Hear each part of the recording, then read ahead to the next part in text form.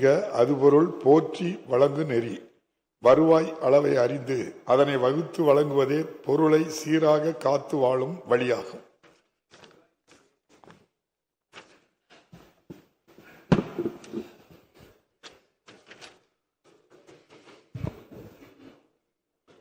ரெண்டாயிரத்தி 26-27 ஆண்டிற்கான இடைக்கால நிதிநிலை அறிக்கை அளித்தல் மாண்புமிகு நிதி மற்றும் சுற்றுச்சூழல் காலநிலை மாற்றுத்துறை அமைச்சர் அவர்கள்.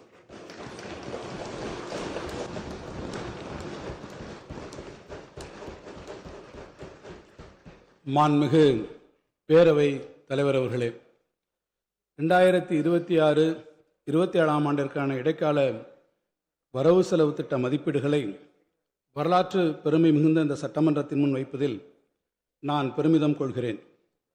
இந்திய திருநாட்டின் இரண்டாவது மிகப்பெரிய பொருளாதாரமாக திகழ்வது மட்டுமின்றி நாட்டிலேயே இரட்டை இலக்க உயர் பொருளாதார வளர்ச்சியை தமிழ்நாடு அடையும் வகையில் கடந்த 5 ஆண்டுகளில் நாடே போற்றும் நல்ல பல திட்டங்களை நிறைவேற்றி நல்வழி காட்டிய மாண்புமிகு முதலமைச்சர் அவர்களுக்கு என் நெஞ்சார்ந்த நன்றியை உரித்தாக்கிக் கொள்கிறேன். காலத்தை வென்ற என் திருவள்ளுவரின் வாக்கினை இம்மாமன்றத்தில் பதிவு செய்து என் உரையை தொடங்குகிறேன். பகுத்துண்டு பல்லுயிர் ஓம்புதல் நூலோர் தொகுத்தவற்றுள் எல்லாம் தலை. இருப்போர் இல்லாதோர் என்றில்லாமல் கிடைத்ததை பகிர்ந்து கொண்டு எல்லா உயிர்களும் வாழ வேண்டும் என்ற சமநிலை கொள்கைக்கு ஈடானது வேறு எதுவுமே இல்லை. வான்புகழ் வள்ளுவரின் வாக்கினை பின்பற்றி நானிலம் போற்றும் வகையில் மாண்புமிகு தமிழ்நாடு முதலமைச்சர் அவர்களால் தமிழ்நாட்டின் வளர்ச்சி வழிநடத்தப்பட்டு வருகிறது.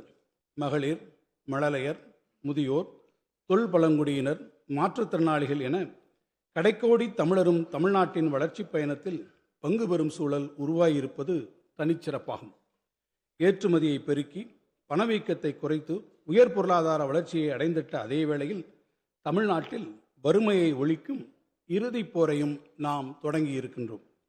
மாநிலமெங்கும் பரவலான தொழில் வளர்ச்சியை உருவாக்கிட முன்முயற்சிகள் எடுத்திடும் பின்னணியில் தொழிலாளர் நலன் காக்கவும் பெருந்திட்டங்கள் தீட்டப்படுகின்றன. மிக பெரும் அளவில் வெளிநாட்டு தொழில் முதலீடுகளை எடுத்திடும் முயற்சிகளுக்கு சற்றும் குறையாமல் சிறு குறுந்தொழில் வளர்ச்சியையும் வழிநடத்தியுள்ளோம்.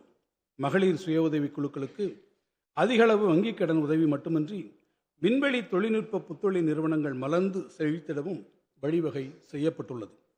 அனைவருக்கும் உணவு பாதுகாப்பை உறுதி செய்திடும் முனைப்பில் நீர்வளம் பெருக்கி உணவு உற்பத்தியில் வரலாறு காணாத சாதனையை நாம் நிகழ்த்தி காட்டியுள்ளோம். நவீன திறன் பயிற்சிகள் பெற்று உலகை வெல்லும் தமிழக இளைஞரை உருவாக்கிட நாம் வடிவமைத்த முன்னோடி திட்டங்கள் அடைந்த வெற்றி உலகப் புகழ்பெற்ற பல்கலைக்கழகங்களை தமிழ்நாட்டுக்கு வருகை புரியவும் வைத்துள்ளன. செயற்கை நுண்ணறிவு உள்ளிட்ட அறிவுசார் பொருளாதாரத்தில் நம் இளைஞர்கள் சிறந்து விளங்கிட உரிய திட்டங்கள் தீட்டப்படும் அதே வேளையில் தமிழர் தம் தொன்மையினை அடுத்த தலைமுறையினர் அறிந்து கொள்ளும் வகையில் கீழடி, பொருணை அருங்காட்சியகங்களை அழகுற வடிவமைத்துள்ளோம். மாவட்டந்தோறும் மாபெரும் தொழிற்பூங்காக்கள், 4 வழிச்சாலைகள், மேம்பாலங்கள் எனும் வளர்ச்சி பாதையில் முன்னேறும் தமிழ் நிலப்பரப்பில் வனவிலங்குகள், பறவைகள் சரணாலயங்கள் மற்றும் கடல்வாழ் உயிரின பாதுகாப்பு, அதிகரிக்கும் வனப்பரப்பு என பசுமை வழி பயணத்திற்கும் உரிய கவனம் செலுத்தப்பட்டு வருகிறது. தமிழர் நலன் கருதி நாம் உருவாக்கும் நலத்திட்டங்கள் பலவற்றை பிற மாநிலங்களும் பின்பற்ற தொடங்கி இருப்பதால் மக்கள் நல அரசுக்கான இலக்கணத்தை வகுத்திடும் வகையில் நாட்டிற்கே வழிகாட்டும் வரலாற்று கடமையினை நாம் மிகுந்த பொறுப்புணர்வோடு செயல்படுத்தி வருகிறோம். முத்தமிழறிஞர் கலைஞர் அவர்கள் அரை நூற்றாண்டுக்கு முன்னரே ஓர் வரவு செலவு திட்டம் எப்படி அமைந்திட வேண்டும் என்று நமக்கு வழிகாட்டி சென்றிருப்பதை நான் இங்கு பதிவு செய்ய விரும்புகிறேன். தீட்டப்பட்ட திட்டம் ஒன்றிற்கு தேவையான நிதி வாயில்களை எந்த வழியில் திரட்ட முடியும் என்பதில்தான் கவனம் செலுத்த வேண்டுமே தவிர வேண்டிய நிதி வசதிகள் தற்போது காணப்படவில்லை என்பதால் திட்டச் செலவையும் வளர்ச்சி விரைவையும் குறைப்பது முறையாகாது. ஆக்கப்பணிகளை நிறைவேற்றும் வேகம் சிறிதும் குன்றாத திட்டமிட்ட வளர்ச்சிக்கு நம்முடைய வரவு செலவு திட்டம் ஒரு கருவியாக இருக்க வேண்டும். கடந்த 1971-72 ஆண்டிற்கான வரவு செலவு திட்ட அறிக்கையில் இடம்பெற்றிருந்த முத்தமிழறிஞரின் கலைஞரின் அறிவுரையினை நாம் வலுவாது பின்பற்றி வருவதால் தான் இன்று பல்வேறு துறைகளில் நாட்டிலேயே பெரு வளர்ச்சி பெற்று தமிழ்நாடு முதன்மை மாநிலமாக திகழ்ந்து கொண்டிருக்கிறது. ஒன்றிய அரசின் மாற்றாந்தாய் மனப்பான்மை ஒருபுறம், உலக வர்த்தக சூழலில் காணப்படும் ஏற்றத்தாழ்வுகள் மறுபுறம் என சவால்கள் பலவற்றை சந்தித்து வந்த போதிலும் நம் முன்னோர் வகுத்து தந்த சமூக நீதி பாதையில் வலுவாது பயணித்திட நம்மை தொடர்ந்து வழிநடத்துவது பேரறிஞர் பெருந்தகை அண்ணா மற்றும் முத்தமிழறிஞர் கலைஞர் ஆகியோரின் தொலைநோக்கு பார்வைதான். தமிழ்மொழி வளர்ச்சி. முக்கடல் சங்கமிக்கும் குமரிமுனையில் முத்தமிழறிஞர் கலைஞர் அவர்களால் வான்புகழ் வள்ளுவருக்கு அமைக்கப்பட்ட திருவுருவச் சிலைக்கு பேரறிவு சிலை என பெயரிட்டு அறிவித்தவர் நமது மாண்புமிகு தமிழ்நாடு முதலமைச்சர் அவர்கள். உலக பொதுமறையாம் திருக்குறளை உலகெங்கும் கொண்டு சேர்க்கும் இலக்குடன் ஐக்கிய நாடுகள் அவையினால் அங்கீகரிக்கப்பட்ட அனைத்து அலுவல் மொழிகளிலும் மொழிபெயர்ப்பு செய்திடும் பணிகள் நடைபெற்று வருகின்றன. மனோன்மணியம் சுந்தரனார் இயற்றிய நம் உயிருக்கு நிகரான தமிழ்த்தாய் வாழ்த்தை தமிழ்நாட்டின் மாநில பாடலாக இந்த அரசு அறிவித்துள்ளது. தமிழ் மொழியின் பல்துறை வளங்களை செழிக்கச் செய்வதற்கான தொலைநோக்கு திட்டங்களை இந்த அரசு நிறைவேற்றி வருகிறது. பிறமொழி ஆதிக்கங்களில் இருந்து தமிழை காத்தல் மற்றும் செழுமையான தமிழ் படைப்புகளை தொடர்ந்து உருவாக்குதல் ஆகிய பணிகளை பெரும் முனைப்போடு இந்த அரசு மேற்கொண்டு வருகிறது. பிறமொழி திணிப்பால் தமிழுக்கு வந்த இடரினை எதிர்த்து போராடி தங்கள் இன்னுயிர் இந்த மொழித்தீரர்களின் தியாகத்தை போற்றும் வண்ணம் ஜனவரி திங்கள் 25ஆம் நாளை தமிழ்மொழி தியாகிகள் நாளாக இந்த அரசு கடைபிடித்திட ஆணையிட்டுள்ளது. பிறநாட்டு நல்லறிஞர் சாத்திரங்களை தமிழில் மொழிபெயர்த்தல் போன்றே தமிழில் வெளியான சிறந்த நூல்களை ஆங்கிலம் முதலான அயல்மொழிகளில் மொழிபெயர்த்து வெளியிடும் முயற்சியான திசைதோறும் திராவிடம் திட்டத்தின் கீழ் இதுவரை 74 நூல்கள் வெளியிடப்பட்டுள்ளன. மருத்துவம், பொறியியல் முதலான கல்விசார் அறிவூட்டும் நூல்களை தமிழில் மொழிபெயர்த்து வெளியிடும் முத்தமிழறிஞர் மொழிபெயர்ப்பு திட்டத்தின் கீழ் 160 நூல்கள் வெளியிடப்பட்டுள்ளன. பெரியாரின் சிந்தனைகளை அயல்மொழிகளில் வெளியிடும் முயற்சியில் இதுவரை ஆங்கிலம், பிரெஞ்சு, அரபு, இந்தி, குஜராத்தி முதலான 21 மொழிகளில் பல்வேறு நூல்கள் வெளியிடப்பட்டுள்ளன. அண்ணல் அம்பேத்கர் அவர்களின் படைப்புகளை எளிய தமிழில் மொழிபெயர்த்து மக்கள் பதிப்பாக வெளியிட முடிவு செய்து இதுவரை 27 தொகுதிகள் வெளியிடப்பட்டுள்ளன. தேமுதர தமிழோசை அகிலமெல்லாம் ஒலிக்கும் வகையில் 42 உலக நாடுகளில் 202 தொடர்பு மையங்களை ஏற்படுத்தி அவற்றின் மூலம் மாணவர்களை ஒருங்கிணைத்து இணையவழி தமிழ் கல்வி வழங்கப்படுகிறது. கனித்தமிழை வளர்த்தெடுக்கும் முன்னோடி முயற்சியாக இந்தியாவில் வேறு எந்த மாநிலமும் செய்திராத வகையில் பன்னாட்டு கனித்தமிழ் கருத்தரங்கம் வெற்றிகரமாக நடத்தப்பட்டது. பண்பாடு.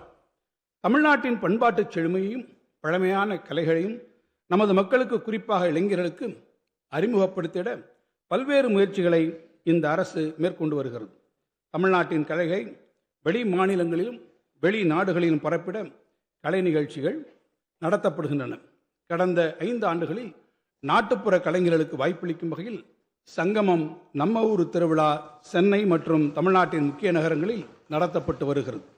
சமத்துவ பொங்கல் விழா சிறப்பாக அனைத்து மாவட்டங்களிலும் நடத்தப்படுகிறது.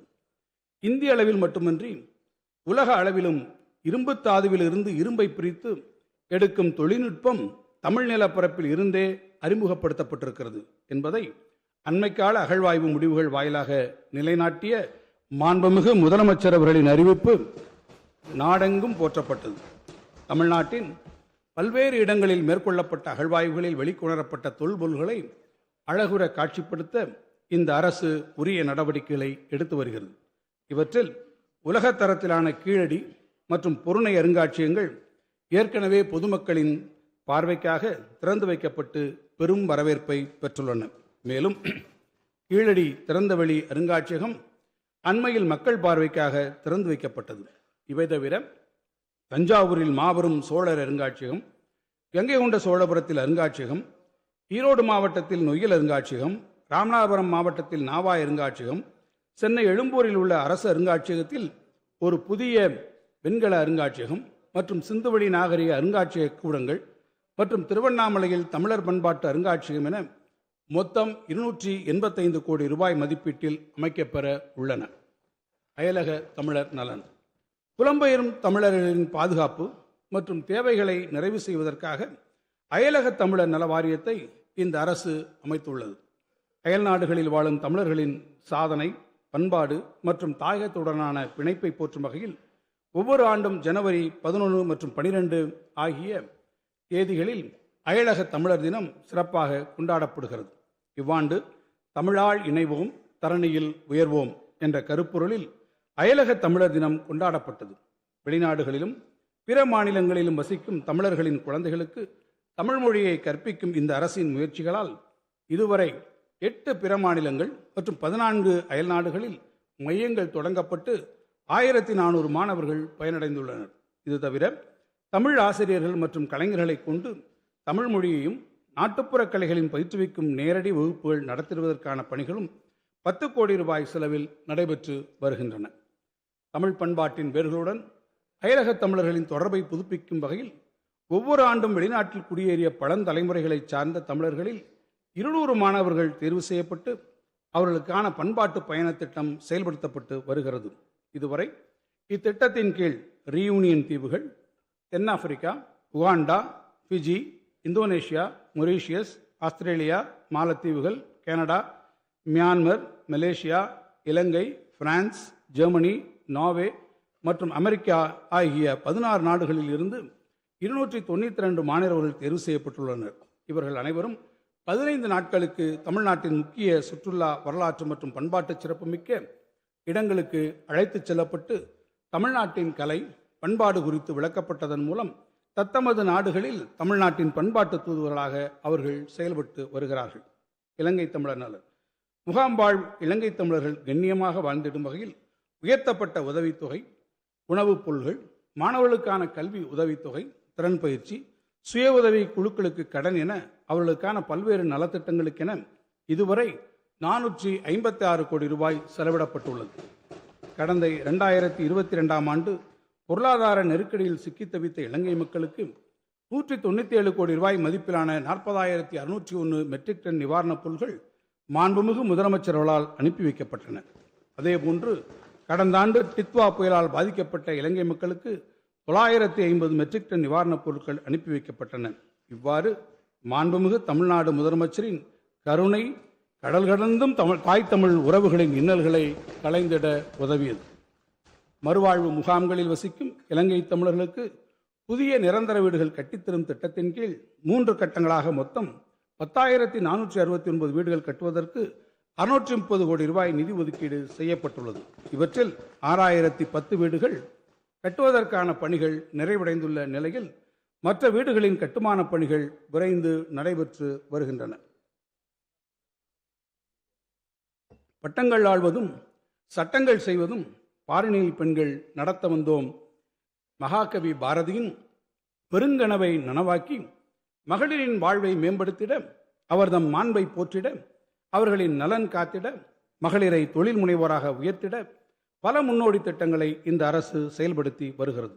தமிழ்நாடு அரசின் முத்திரை திட்டங்களில் முதன்மையானது கலைஞர் மகளிர் உரிமை திட்டம்.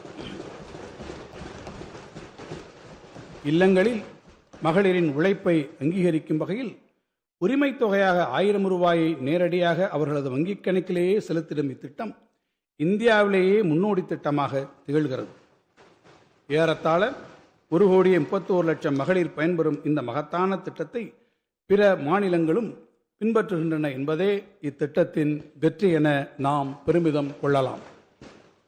நாடே போற்றும் இந்த மகத்தான திட்டத்தின் பலன்கள் எதிர்வரும் மாதங்களிலும் தடையின்றி 1,31,00,000 பயனாளிகளுக்கும் கிடைத்திடும் வகையில் அண்மையில் பிப்ரவரி, மார்ச் மற்றும் ஏப்ரல் மாதங்களுக்கான உரிமைத் தொகை 3,000 ரூபாயும் கூடவே கோடைகால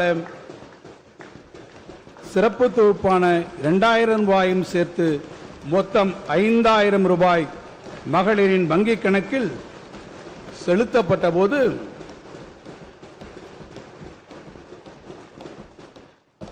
தமிழ்நாடே இன்ப அதிர்ச்சியில் உறைந்து போனது.